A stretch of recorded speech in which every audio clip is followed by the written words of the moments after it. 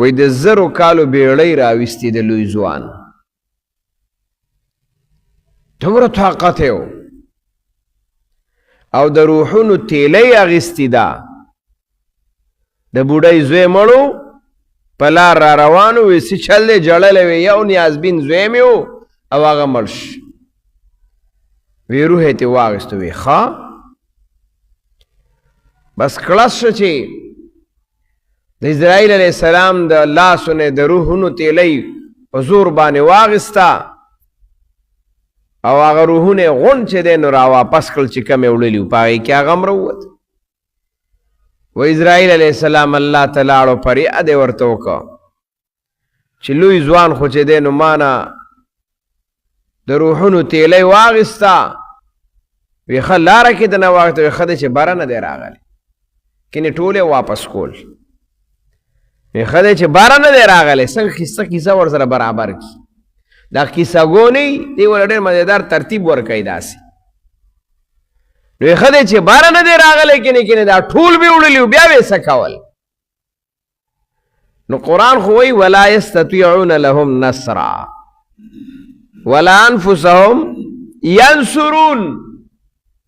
طاقت نه لري د دوی سره د امداد او نه د ځان سره د امداد طاقت لري دا وایي چې کله د 65 بمباري وه نو حضرت جی بابا په اټک پول باندې ولاړو او چې کله به د انډیا بمونه راتلل وایي دا به په لاسو کې نیول او داسې سیند ته به یې غورځول بس سم کار وکنه قرآن وی ولا یستطیعون لهم نصرا طاقت نلری د امداد د دی سرا ولا انفسهم ینصرون د ځان سره امداد نشي کوله نو د بل سره با جو خود محتاج ہوئے دوسروں کا بلا اس سے مدد مانگا ہے کیا چې انسان په خپل محتاج به د بل حاجت سے پورا کی غایبانا نو دا آغا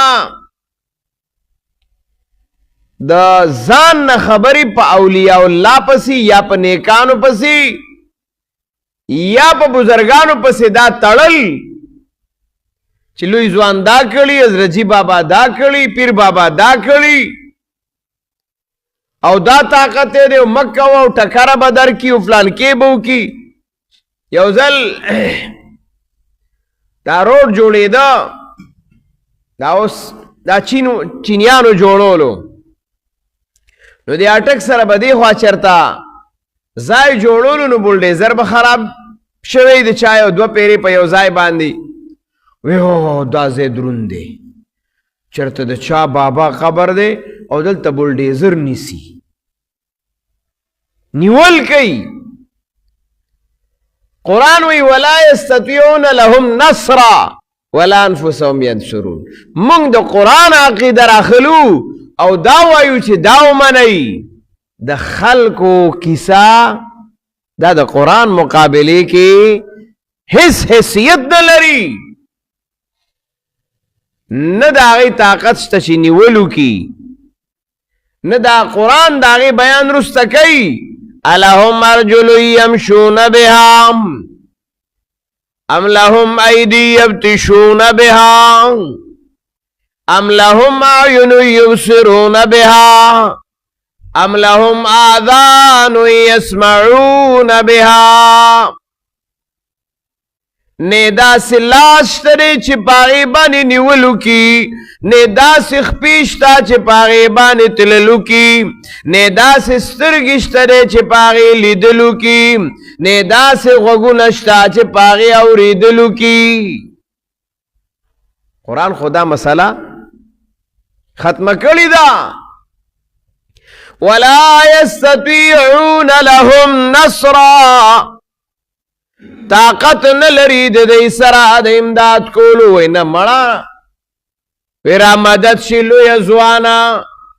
او د بغداد شاهي میرانه او ما نیولې لمن ستا ده دا به پخوا ویل وی بې خوارې د دې ځینې ورته لږ اواز وکړه که نه وی په دې زیړ مازدیګري کې چې ورته اواز وکړي نو هغه رارسي امونږ ته به خپل استاد محترم هغه دا خبره کوله دا سورې اخلاص به چې کله بیاناو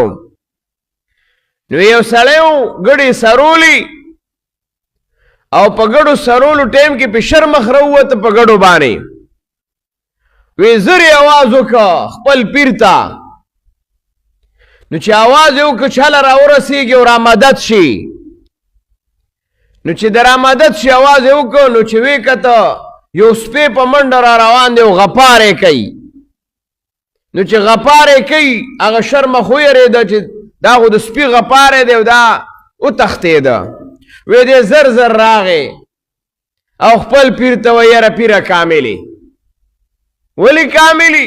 ما چې درته څنګه شرمخ راوتی او ما چې ته څنګه اواز د سپي په شکل کې دی رامنډه واله وی د ظالم بچی نو سپی دی رانه جوړ کړ نو د سپي په شکل کې پیر رامنډې وی او دا د مرید په کور اور لګېدلی و دلته پیر صاحب ناستو او پیر صاحب چې دی نو ناڅاپي داسې لوټه واړوله مریدان ته تپوس کوي واه پیر صاحب دارسې چلو کټول ځای دې لوند که لوټه دې واړوله وی د مرید په کور مې اور لګېدلی و وی ما وی چې د دې ځینې مړ کما نو لوټې دلته اړوله او مړکاوه یې اور هغه په دغه کې پشتخاره کې کله چې دا مرید متاثره شو کور ته راغې څنګه چې راغې کور والا ته وایي یاره جی نن خو د پیر صاحب عجیبه کرامت ظاهر شه وی څه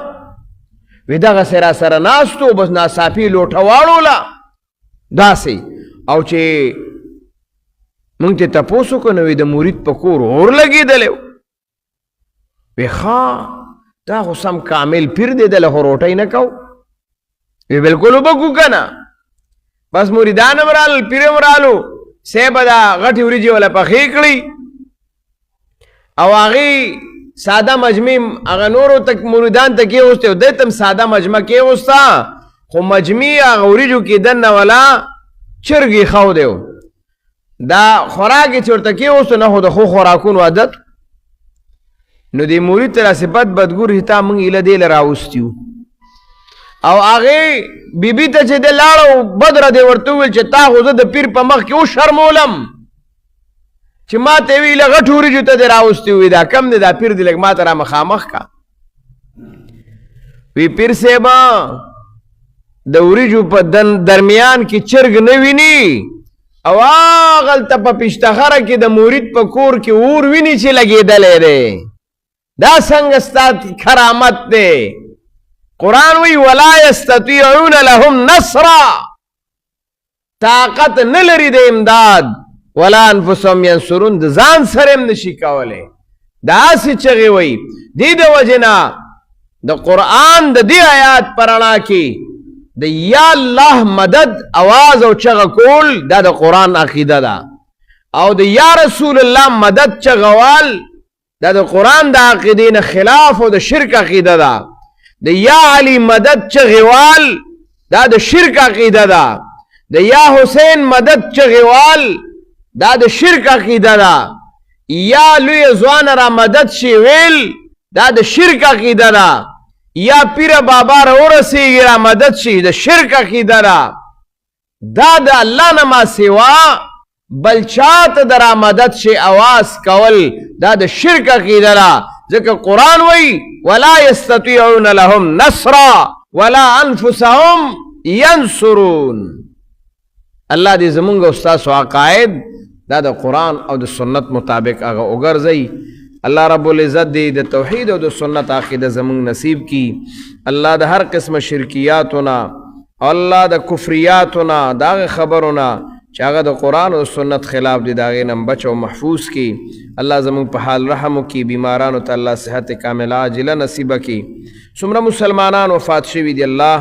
د ټولو مغفرت او بخښنه نصیب کړي او د پریشان حال او پریشانۍ لرې کړي.